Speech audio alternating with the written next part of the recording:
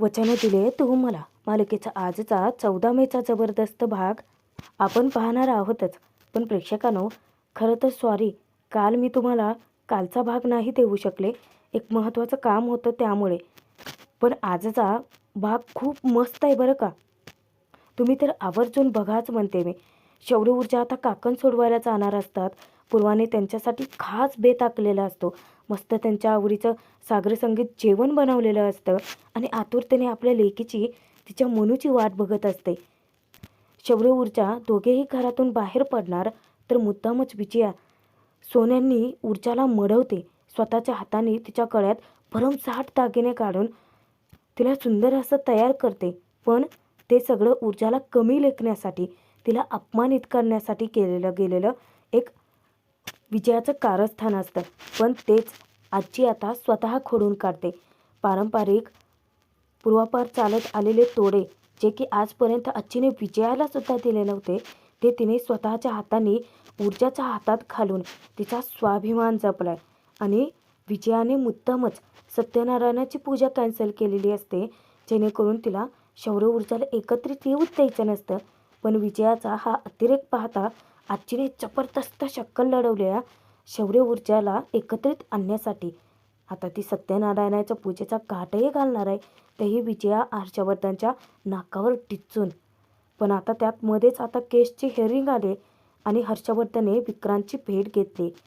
पण आता केसला वेगळी दिशा देण्यासाठी ऊर्जाची काय स्ट्रॅटजी आणि हर्षवर्धन विक्रांतशी भेटतो, केस संदर्भात त्यांच्यामध्ये काय बोलणं होतं आणि केस जिंकण्यासाठी हर्षवर्धनचा काय काव आहे ते आपण बघूच या. त्यासाठी भाग शेवटपर्यंत बघा प्रेक्षकांनो. आणि इथे फक्त खरे भाग दाखवले जातात, त्यामुळे सबस्क्राईब आवर्जून करून ठेवा. शौर्य ऊर्जा काकण सोडवण्यासाठी पूर्वाकडे निघालेलेच असतात आणि तेव्हा आजी ते दोघेही खूप छान दिसत असल्याचं सांगून ऊर्जाचं सुद्धा खूप कौतुक करते. आता ते ऐकून अर्थातच दिव्याचा जळफळाटच होतो. आजी शौर्य ऊर्जाला सांगते की तुम्ही दोघेही व्यवस्थित जा, काकण सोडवा आणि नंतर परत या. हां, पण तिथून कुठेही जायचं नाही आणि काही खायचं प्यायचंही नाही. ऊर्जा धक्क्याने विचारते की काही खायचं नाही? आईकडे कसं काही खायचं नाही? तेव्हा आजी सांगते की अगं, घरात सत्यनारायणाची पूजा आहे ना, मग तोपर्यंत तुम्हा दोघांचा उपवास असेल, म्हणून म्हणते की काही खाऊ नका. इतक्यात विजया तिथे येते. आजी विजयाला विचारते की विजया, तुझं गुरुजींशी बोलणं झालं असेल ना?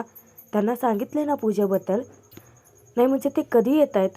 त्यानुसार आपल्याला सगळी तयारी करता येईल. विजया अचानकच बॉम्ब फोडते की नाही, ते येत नाही आहेत. तेव्हा आजी शौर्य ऊर्जाला धक्काच बसतो आणि दिव्याला आता आनंदाच्या उकळ्या फुटतात.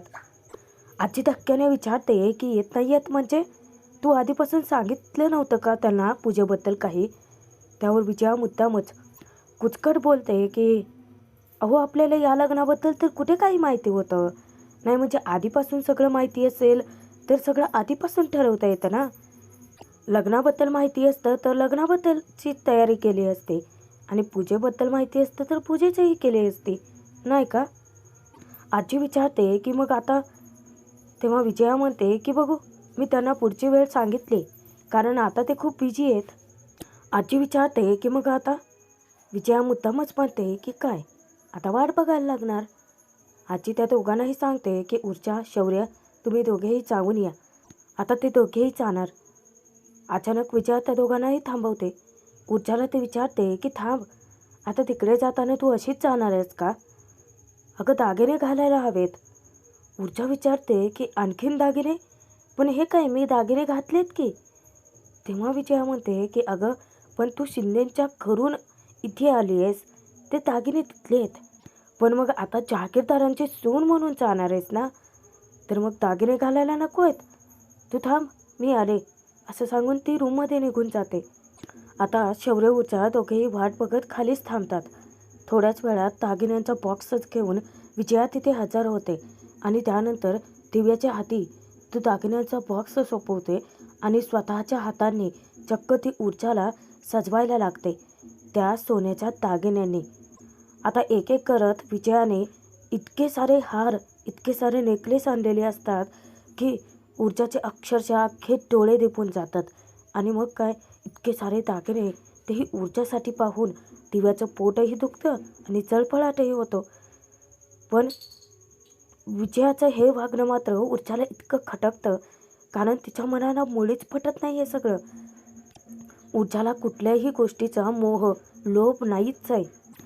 आणि तिला एका गोष्टीची जाणीवही होते की हे सगळं विजया मुद्दाम करते, तिच्या माहेरचा अपमान करण्यासाठी, तिच्या आईचा पाणउतारा करण्यासाठी, त्यांना त्यांची लायकी दाखवून द्यायची अशा विचाराने करते ती. आणि जेव्हा जेव्हा ती एक एक हार तिच्या गळ्यात घालत चाललेली असते, तेव्हा तेव्हा प्रत्येक क्षणाला ऊर्जाला एक घावच बसत चाललेला असतो. तिच्या अंतर्मनाने विजयाचं मनातलं वागणं अगदी अचूक ओळखलेलं असतं. आणि काही वेळातच बाजूबंद, कमरपट्टा, नथ, सुंदर असे नेकलेस घालून ऊर्जा इतकी सुंदर अशी तयार होते. अर्थात विजयाने स्वतः तिला तयार केलेलं असतं. इकडे पूर्वाने इतक्या आवडीने शौर्य ऊर्जा येणार म्हणून सुंदर असा स्वयंपाक तयार करून ठेवलेला असतो. आणि त्याच्या घमघमाटानेच तळवी काकू तिथे ओढल्या जातात. ते येऊन विचारते की "गो बाय माझे पूर्वा, अगं काय काय करून ठेवलेत हे सगळं? नाही म्हणजे आज काय दिवाळी आहे की काय?" तेव्हा पूर्वा सांगते की "नाही हो तळवी काकू, अहो शौर्याला लाडू आवडतात म्हणून लाडू केलं, ऊर्जाला पराठे आवडतात म्हणून पराठे केले, खीर केली म्हणून पुऱ्याही केल्या आणि थोडासा चिवडाही केला आहे. पण दळवी काकू मी काय म्हणते, थोड्याशा चकल्या पण बनवून घेऊ काय? नाही म्हणजे जाता जाता जर मध्ये भूक लागली तर तोंडात टाकायला काहीतरी नको आहे का?" तेव्हा तळवी काकू म्हणतात की "बाय, अगं याची काहीच गरज नाही आहे." तेव्हा पूर्वा सांगते की "अहो ऊर्जाला खूप आवडतं ना, आणि तसंही तिचं खाण्यापिण्याकडे जराही लक्ष नसतं. आणि मग मध्येच जर भूक लागली ना की तिला काही सुचत बी नाही." तळवी काकू सांगते की "अगं इतक्या श्रीमंत घरात मुलीला दिलेस तू, आता ऊर्जा काय हे सगळं खाणार आहे? नाही म्हणजे ऊर्जा तर मस्त पिच्चे पास्ते खात असेल ना तिथे." तेव्हा पूर्वा सांगते की "काकू, ऊर्जा लहानपणापासून हाच खाऊ खात मोठी झाले आणि तिला ना माझ्याच हातचं जेवण खूप आवडतं. काकू, कितीही काहीही झालं तरी आईच्या हातच्या जेवणाची आठवण ही येतच असते ना. आता मागच्या वेळेस नाही का दिव्याला माझ्या हातची पुरणपोळी खावीशी वाटली म्हणून ती इथे आली होती." तळवी काकू म्हणतात की "हे मात्र खरं आहे बरं का पूर्वा." पूर्वा सांगते की "आणि मुली पटकन कुठे थोडी सासरे मागतात ना काही. आता ऊर्जाकडची तर परिस्थिती तुम्हाला माहितीच आहे. नाही म्हणजे लग्न झालं असलं जरी, सगळं काही झालं असेल तरी सुरुवातीला मुली लाजतातच ना. पटकन मला भूक लागली आहे, काहीतरी खायला द्या असंही म्हणू शकत नाहीत, किंवा हातात ताट घेऊनही बसू शकत नाहीत. आपल्या काळात नाही का?" त्यावर तळवी काकू सांगते की "पूर्वा, आजकालच्या मुली काय तुला सासवांचं ऐकणाऱ्यातल्या वाटतात का? भूक लागली का पटकन मोबाईलवरून काहीतरी ऑर्डर करून खातील." तेव्हा पूर्वालाही हसू येतं. पूर्वा सांगते की "नाही पण ऊर्जा आता सासरी रुळे आहे की नाही ते पण बघावं लागेल ना. आणि तसंही ऊर्जासाठी एकटीसाठी तरी मी खाऊ नाही पाठवू शकत. त्यामुळे मी सगळ्यांसाठीच पाठवलं आहे. शौर्याची भावंडं आहेत, त्याचे आईवडील, त्याचे काका काकू आहेत तिथे. आणि काकू, हे लाडू मी तुमच्यासाठी बनवलेत." काकू ओरडतात की "अगं इतकी कशाला, इतकी एकटीच खपत राहिलीत? नाही म्हणजे मला सांगितलं असतं तर मी आले नसते का मदतीला?" तेव्हा ती म्हणते की "जाऊ दे तो काकू, थोडासा जास्तीचा वेळ गेला ना." अचानक ती इमोशनल होते. काकूंना सांगते की "आता वेळच तर कसा जाईल हाच तर प्रश्न पडतो ना. नाही म्हणजे ऊर्जा होती तेव्हा वेळ कसा जायचा कळतही नसायचं." आता पूर्वाला ऊर्जाच्या सोबतीची उणीव इतकी भासत असते. "तळवी काकू, मला आता असं वाटतं की माझी ऊर्जा कोर्टातून येईल आणि काहीतरी खायला मागेल." आणि पूर्वा इतकी इमोशनल होऊन जाते. तेव्हा तळवी काकू तिला धीर देतात की "पूर्वा, अगं आता असंच होणार. तुम्ही दोघे एकमेकींना इतकी वर्ष सोबत होतात की नाही. आपली ऊर्जा इतकी चुनचुन येत आहे ना, एकदम भारी. अगं बाई, तुलाच काय, मला सुद्धा खूप आठवण येते तिची." त्यावर पूर्वा हसतेही. तळवी काकू म्हणतात की "आता पूर्वा, मी काय करते, उद्यापासून जेवणाचं ताटच घेऊन येते. म्हणजे आपण दोघे एकत्र जेवू. आता तुलाही माझी सोबत होईल आणि तुझ्या हातच्या छान छान चविष्ट भाज्या मलाही मिळतील." पूर्वा हसून सांगते की "तळवी काकू, ताट आणायची काहीही गरज नाही आहे. तुमच्यासाठी स्वयंपाक मी स्वतः बनवेन की नाही." त्यातच दळवी काकू विचारते की "बरं पूर्वा, शौर्य ऊर्जा कधी येणार आहेत काही सांगितलं आहे का नाही? नाही म्हणजे काकण उतरवायचे असे काही वेळ नसते, पण त्यांनी काही वेळ ठरवली आहे का? पूर्वा सांगते की नाही. बघू, अजून थोडा वेळाने मी ऊर्जाला फोन करून विचारतेच. काकू, कधी एकदा माझी मनू येते ना असं झालंय. पूर्वा उत्साहाने भरलेली असते आणि दोघेही पटापट आता कामं आटोपण्यासाठी हात चालवतात. इकडे धक्क्याने ऊर्जा विचारते की इतके सगळे दागिनेत? त्यावर विजया तिला सांगते की हो, जहागीरदाराच्या सोन्याच्या अंगावरती इतके दागिने तर असायलाच हवेत ना.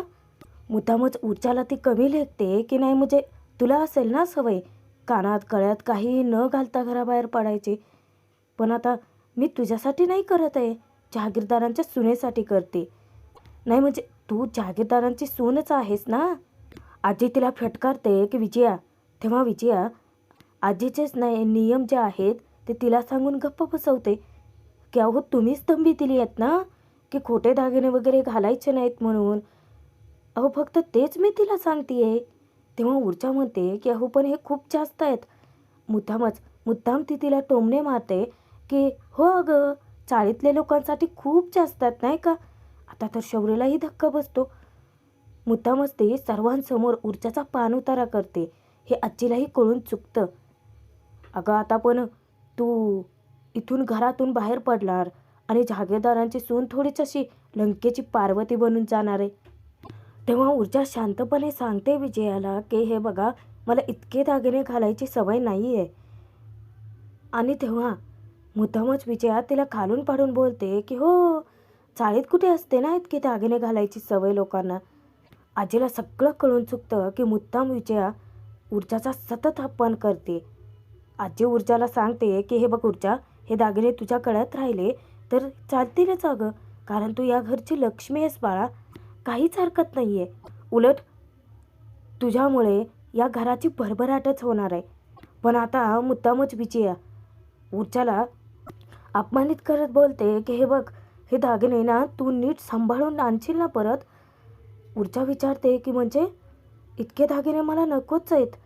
तेव्हा विजया म्हणते की अगं पण मी हे दागिने तुला दिलेच नाही आहेत घालायला. तू चाळीतून जाऊन आलीस ना की ते परत मला. आणि घरातले पारंपरिक दागिने आहेत ना, सगळे काय मी तुला देणार आहे. आणि हा बघ, हा ना 20 तोळ्याचा आहे, हा 15 तोळ्याचा हार आहे आणि हा इतके सगळे ना माझ्या आजी सासूचे नंतर माझ्या सासूबाईंचे दागिने आहेत. काय आहे, उगा हरवायला नको आहे ना, म्हणजे पारंपरिक आहेत म्हणून म्हणते. आता ऊर्जा आपला अपमान होतोय हे न कळण्याइतकी दूधखुळी नाही आहे.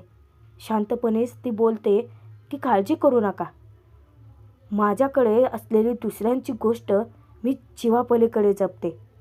काय सडेतोड उत्तर दिलं ना ऊर्जाने. तेव्हा शौर्यसुद्धा कौतुक करतो की मॉम, ऊर्जा खूपच रिस्पॉन्सिबल आहे आणि तो आता चाळीत चालायला सांगतो.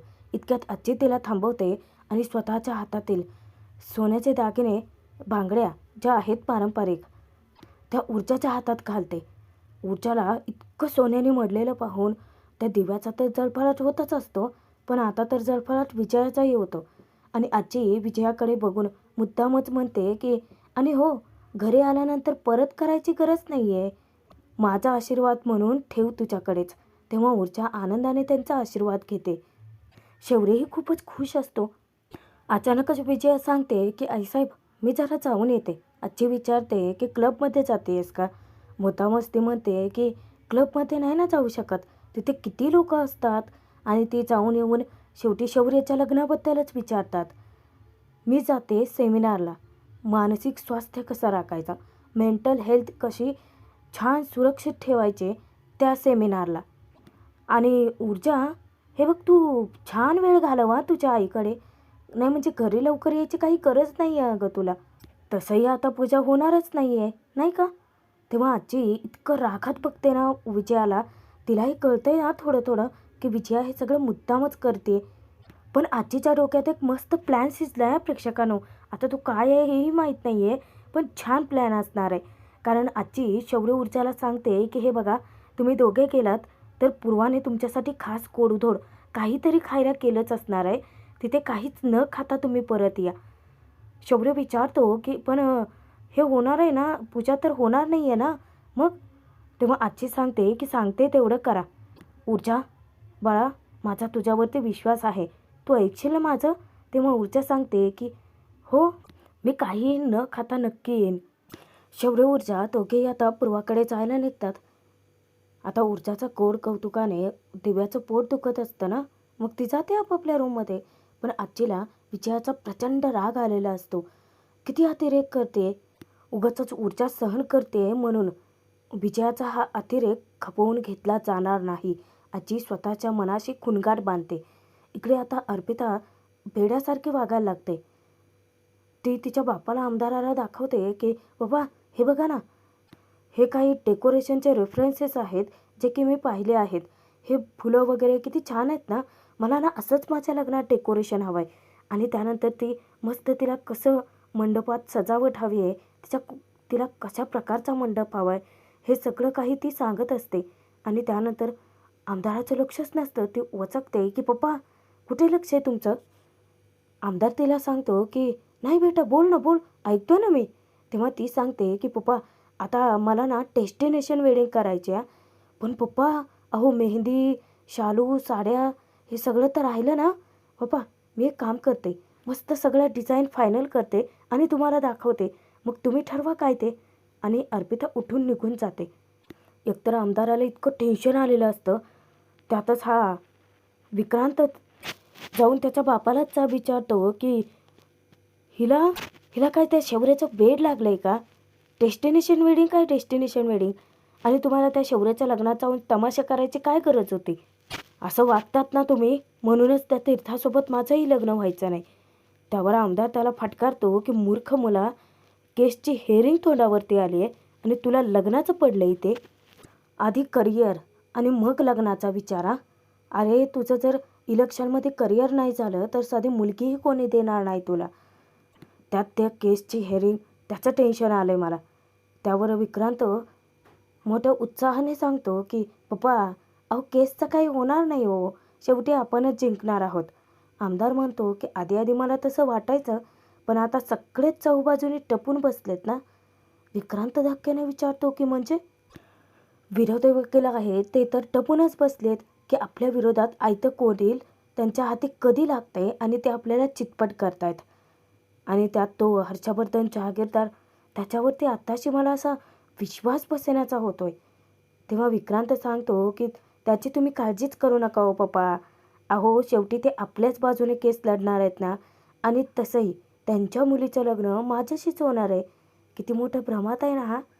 ऊर्जाने ना खरं तर याचा भ्रमाचा भोपळा लवकरच फोडायला पाहिजे, म्हणजे चांगली मस्ती जिरेल याची, नाही का प्रेक्षकांनो? तेव्हा आमदार म्हणतो की मला वाटतंय तसंही, पण ना आता मी हातावर हात धरून नाही बसू शकत. आता मी त्या हर्षवर्धन जहागीरदाराच्या डोक्यावरच बसणार आहे की काय झालं केसचं, काय झालं, सतत विचारत राहणार त्याला. इकडे शौर्य ऊर्जा चाळीत पोहोचलेल्या असतात. चाळीतल्या काही 4-5 बायका तिथे उपस्थितही असतात आणि सर्वच जण मिळून आता एकत्रित शौर्य ऊर्जाचा कांकण उतरवायचा विधी पूर्ण करणार असतात. शौर्य ऊर्जा इतके खळखळून हसत असतात, आनंदात असतात. तेव्हा पूर्वाच्या सांगण्यावरून ऊर्जा सुरुवातीला शौर्याचं काकण काढते, पण सोडते, पण ते आता एका हाताने सोडायचं असतं. त्यामुळे शौर्य आणि ऊर्जाला इतकं हसू येत असते ते विधी करत असताना. शेवटी त्यांनी त्यांच्या लग्नाच्या प्रत्येक विधीचा खूप आनंद साजरा केला आहे, हे तर आपण बघितलंच होतं. आता हाही शेवटी ऊर्जा एका हाताने त्याचं कांकण सोडते आणि ती समोर असलेल्या त्या भांड्यात ठेवते. त्यानंतर आता ऊर्जा झाली, पण आता शौर्याचा नंबर असतो. तेव्हा शौर्याला आता दळवी काकू ऊर्जाचं काकण सोडायला सांगतात. शौर्यही एका हाताने सोडण्याचा प्रयत्न करतो. सुरुवातीला त्याला जमत नाही म्हणून ऊर्जाला इतकं हसू येतं. त्यानंतर तो शेवटीच सोडतो आणि मग ती त्याला डोळ्यांनी खुणावते की त्याला जमलं बाबा, असा त्याचा अर्थ. शौर्यही आता त्या भांड्यामध्ये ते काकण ठेवून देतो. दळवी काकू पूर्वाला सांगतात की ते आता विसर्जन करायचं. सगळ्यात मोठी आणि महत्त्वाची विधी पार पडले. तिथल्या बायकासुद्धा ऊर्जाचं खूप कौतुक करत असतात की ऊर्जाताई अगं किती छान दिसतेस ग तू, खूप क्यूट दिसतेस. दुसरी मुलगी म्हणते की हो गं, मी तर तुला ओळखलंच नाही सुरुवातीला. तेव्हा दळवी काकू सांगतात की अगं त्या सासरकडच्या मंडळीने किती सोन्याने मडवून पाठवले आपल्या मुलीला, आणि हे तोडे बघितलेत का, कधी स्वप्नात तरी पाहिले होते का असले तोडे? पण पूर्वाला हे सगळं खूप खटकतं. हे सोनं नाणं वगैरे हे असं ऊर्जा सोन्याने मोडून नटून आलेली ऊर्जा कधी अशी नव्हतीच. साधी, सिंपल, सरळ, नाकासमोर चालणारी मुलगी होती. स्वतःचा स्वाभिमान जपणारी. आणि हे थोडंसं वेगळं आणि विचित्र जाणवतं तिला. शौर्यला अचानक फोन येतो म्हणून शौर्य तिथून निघून जातो. आणि बाकीच्या बायका आता नुसतं प्रश्न विचारून ऊर्जाला हैराण करून सोडतात, की नक्की सासरकडे काय झालं? तिचा गृहप्रवेश कसा झाला? सासरकडची मंडळी कशी आहेत? वगैरे, वगैरे. आणि प्रेक्षकांनो, भाग इथेच संपतोय. पुढील भागात आपण पाहणार आहोत हिअरिंग आहे आता कोर्टची. कोर्ट सीनचा भाग आता लवकरच आपल्याला बघायला मिळणार आहे. त्यात हर्षवर्धन स्वतः विक्रांतकडे गेला. काही प्रश्नांची उत्तरं त्याला पाठ करायला सांगितलेत त्याने. त्यातच कोर्टाची हिअरिंग आहे. खूप मोठी लढाई आता स्वतःच्या सासऱ्याच्या विरोधातच. ऊर्जाला लढायचे म्हणून ती आईचे आशीर्वाद घेते आणि ती तिला शब्दही देते की ती तिच्या स्वप्नांवर खरी उतरून दाखवेन. म्हणजे आता कोर्ट सीनचा भाग बघायला मजा येणार आहे. कारण स्वतः विक्रांत कोर्टात हजर होणार आहे. पण आता त्यावेळी ऊर्जा त्याची हीच मस्ती आणि माज कसा जिरवते ना, ते पाहणंच जास्त मनोरंजक ठरणार आहे. त्यासाठी प्रेक्षकांनो, सबस्क्राईब करून ठेवा, कारण पुढचे भाग बघायला खूप इंटरेस्टिंग राहणार आहेत.